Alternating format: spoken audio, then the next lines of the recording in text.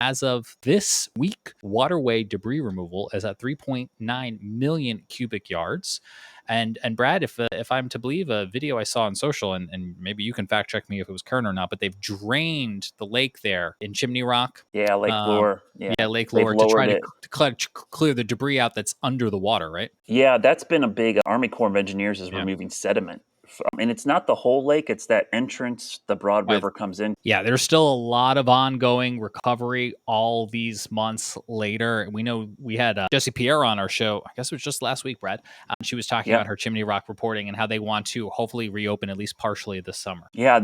So, I mean, there's a wish and I hope, and I'm keeping my fingers crossed. I hope it happens that some of these areas could open by Memorial Day weekend, but That would be lovely.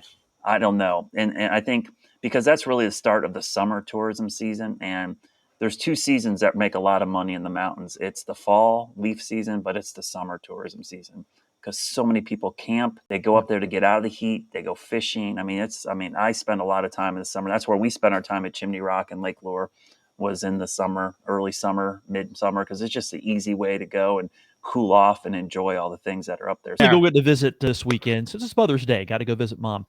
Yes. So I'll have to take a little side trip up to Lake Lure and scout things out, see how they're coming along.